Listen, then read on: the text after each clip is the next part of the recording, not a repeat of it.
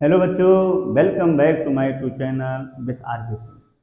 तो बेटा, आज हम बात करेंगे जो अपने दैनिक जीवन से जुड़ी बातें हैं कि जब हम हीटर के स्विच को ऑन करते हैं तो उस दौरान बल्ब का प्रकाश धीमा क्यों हो जाता है।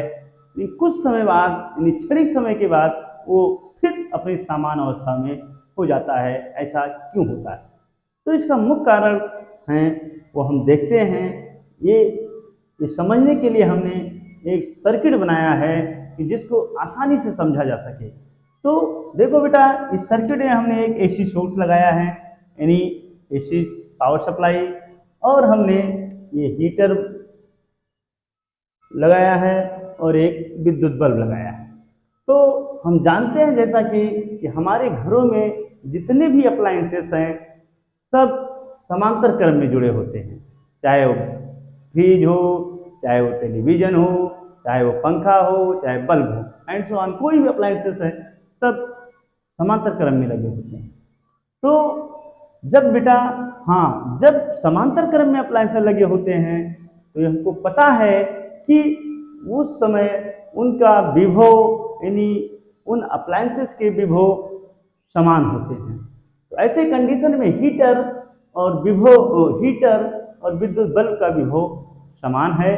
तो जब यहाँ से एसी पावर सप्लाई होगी बेटा, तो करंट जब यहाँ तक पहुँचेगी तो करंट इधर भी जाएगी, करंट इधर भी जाएगी। अब यही सोचना है करंट सबसे ज़्यादा किधर जाएगी, यानी इसमें जाएगी यानी हीटर में कि इसमें। तो इसका मुख्य कारण क्या है कि हीटर का जो तार होता है उसका रेजिस्टेंस बहुत कम होता है, इसलिए करंट ज़्यादा से ज़्यादा मात्रा में सबसे पहले हीटर की तरफ जाएगी। उसी दौरान बल्ब का प्रकाश धीमा हो जाएगा और क्षणिक समय के बाद जब हीटर का तार लाल तप्त हो जाएगा तो उस दौरान उसका रेजिस्टेंस बढ़ जाएगा।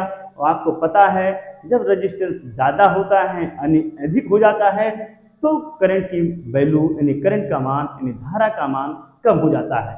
यानी जैसे लाल तत्व होगा इसका रेजिस्टेंस बढ़ जाएगा और धारा फिर ज़्यादा से ज़्यादा मात्रा में फिर बल्ब की तरफ प्रवाहित होने लगेगी और क्षणिक समय के बाद आप क्या देखोगे कि बल्ब अपनी सामान्य अवस्था में जल रहा है। यही इसका मुख्य कारण है कि जब हम स्विच ऑन करते हैं तो यानी हीटर की स्विच ऑन करते हैं तो उस दौरान बल्ब का प्रकाश धीमा हो जाता है। ऐसा क्यों होता है?